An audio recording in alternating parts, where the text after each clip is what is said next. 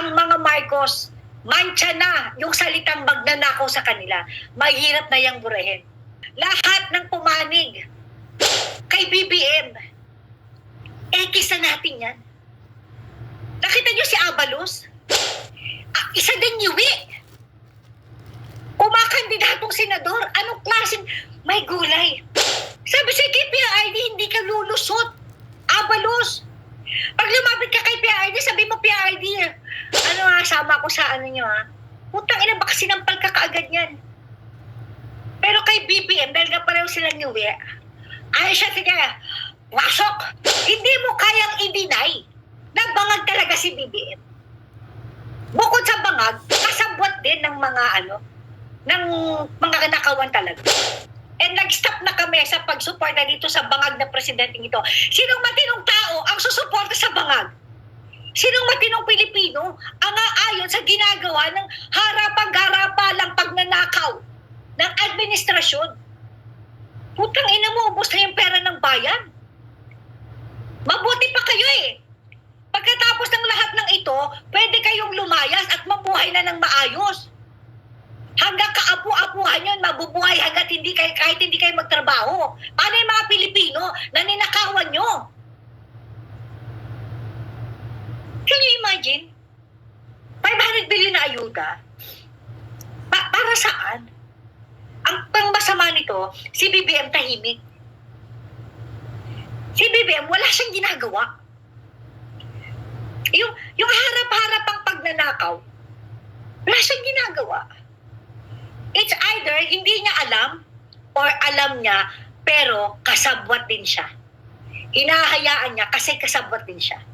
Remember, wag natin kakalimutan, ang mga Marcos, mancha na yung salitang magnanakaw sa kanila. Mahirap na yang burahin. Ang track record ni BBM, napakahabang karanasan. Pag-Coca-Cola.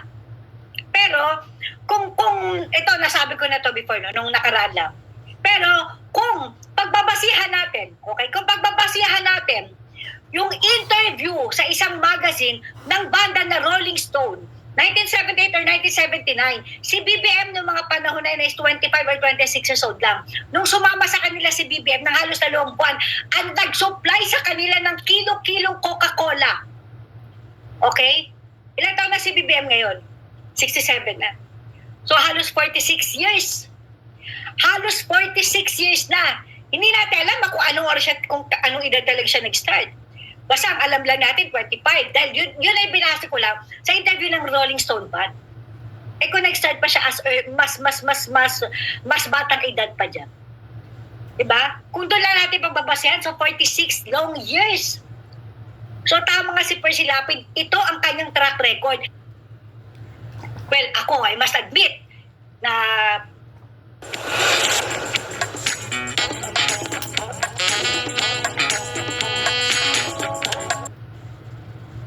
tulad ni Sarah, nagkamali din ako. Actually, ayaw ko si Sarah, no? Kaya lang kasi, sinunod ko siya Alam mo yun? Sinunod ko siya. Mas pinili ko pa ang sundin siya kaysa kay PRD Dahil sinabi na ni PRD, ayaw niya dyan. Hindi nga niya yung kinampanya in all fairness. Hindi kinarinig yung ba kinampanya ni PRD yan? Kahit na yan ay katim ng anak niya. Sinabi niya ang anak niya, diba? Na ayaw niya makipag-team dyan kay BBM.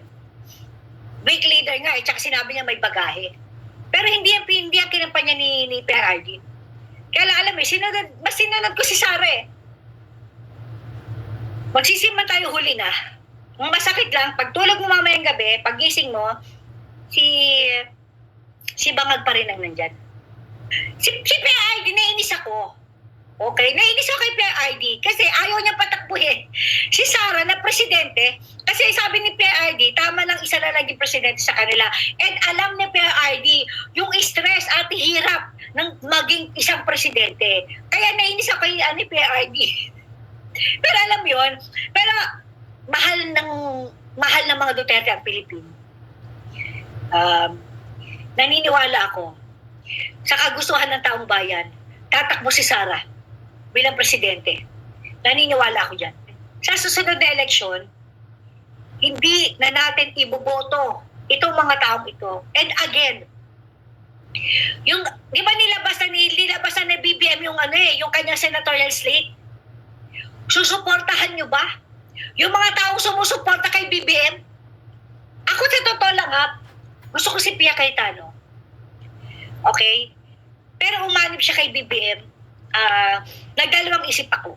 Pero alam niyo yun, lahat ng pumanig kay BBM, kisa natin yan. Nakita niyo si Abalos? Isa din Yui. Kumakandidatong senador. Anong klaseng may gulay? Sabi sa kay PRD, hindi ka lulusot. Abalos.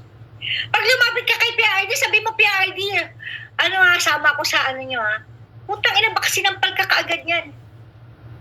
Pero kay BBM, dahil nga pareho silang Yui, siya siya, wasok. Quickly. Ang ina. Sino? Kabagay, hindi naman kasi matino si BBM, wala tayong magagawa.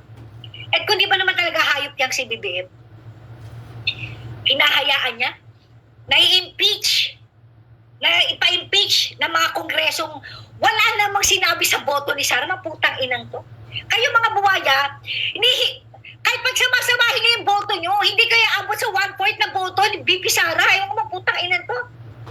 Sa totoo lang, sabi ni Curtis tama din si Lenny sa sinabi niyang in difficult moments, hindi mo makikita si BBM. Oo nga, naalala ko sinabi ni Lenny yan. In difficult moments, hindi mo makikita si BBM. Naalala ko sabi niya ni Lenny yan. Totoo pala. Buti na lang noong mga panahon na yun, wala ako sa Pilipinas. Nagsabi ko sa sarili ko, pag nakita ko si Lenny, sasabunutan ko yan. Buti pala wala ako sa Pilipinas. Kung sinabunutan ko si Mama Lenlen nila, baka nakuyog ako. Hindi ko alam kung buhay pa ako ngayon. Can you imagine, makikipagpatayan ako para isang bangag pala. Oh my God. Maputang ina to. Nakabwisit. Gravity, ang kakapal ng mukha ng gobyernong ito. Wala talagang kwentang tao si BBM. Tapos niya magamit si VP Sara. Alam naman niya, pinagtutulungan na siya ng mga crocs. Di man lang niya tumulong para pagsabihin niya si Tabaas. Due respect niya kay VP Sara. Adi kasi, bangag. Yun lang ang pwede kayo sagot Bangag. Di ba? Kasi kung nasa matinong isip siya, hindi ganyan. Alam mo na yan ang tumulong sa'yo. As a matter of fact, nilapitan yung magkapatid. Utang ina kayo. Nilapitan nyo si Sara, humingi kayo ng tulong. Tapos yung pinagtutulungan ng mga buhaya, si VP Sara na hiningan niya ng tulong, na pinagbigyan kayo, tinulungan kayo, wala kang imig. Ano ba pwede ko sabihin dyan? Bangag kasi. Bangag. Wala tayong magagawa. Bangag. Wala na siya sa matining isip.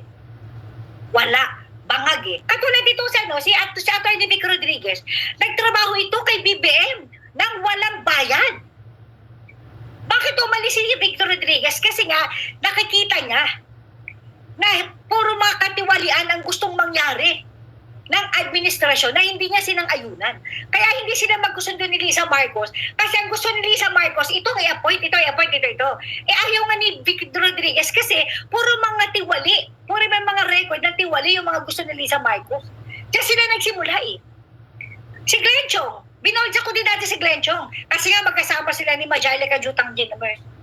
Pero si Glenn Chong, yun din na sinabi niya, marirealize mo lang later tumulong din niya kay BBM ng libre. Pero di ba lahat yun nawala na sa kanya? Sino lahat ang mga ipinalit niya? Yung puro mga mandurugas at magnanakaw na katulad niya. Si Ochoa. Di ba kilala niyo ba si Ochoa? Dating kilala yun ng panahon ni Pinoy. Isa yung kurap na magnanakaw na hayop na Ochoa na yan. Nasaan yan? Na kay BBM. Itinalaga ni Lisa Marcos. Pasikreto itong itinalaga sa gobyerno ni Lisa Marcos. Si Ochoa na magnanakaw. Di ba? Isa yan sa mga most hated person ng panahon ni Pinoy. Ganun yan. Can you imagine? Tayo, bakit ba natin sinuportan si BBM? Hindi natin kailangan magpabayad para sumuporta sa kanya kasi naniniwala nga rin tayo sa kanya. Pero nasat na tayong lahat. Di ba wala na sa kanya? Hindi mo kayang i-deny na bangag talaga si BBM. Bukod sa bangag, kasabwat din ng ng mga nakawan talaga. Kasi unang-una Alam mo yung nakawan, wala kang ginagawa. Ang ginagawa mo lang, magbangag ng magbangag. So, ibig sabihin, tinotolerate mo talaga. Sapagit talaga namang nasa dugo na ng pamilyang ito, Marcos Romualdez, ang pagnanakaw. Alam naman natin na nasa record ba, na nasa Guinness Book of Record ang pamilyang ito. Greatest magnanakaw, greatest corruption of all time. Bakit nila tinraidor? Because they are not really on the same boat. You know what I mean? Kasi kunyari ako, tumulong ako sa'yo, kasi naniniwala ako na dito tayo sa tamang landas. Ang gusto pala talaga ng Marcos, dito sa kaliwa. Dahil dito magnanakaw sila. Kaya lahat ng mga tumulong sa kanila, nakasama sana nila sa tamang landas, wala na lahat. Putang ina nga, wala naman. Alam mo, nung panahon ni PID, hindi naman ganyan kalaki yung naging budget para sa ayuda. Pandemic yun, ha? Eh ngayon, putang ina, wala namang pandemic. Pero ang ayuda, 500 billion, sino nag-approve niyan? Saan galing yan? Di ba? Maputang inan to. Nakakabuisit.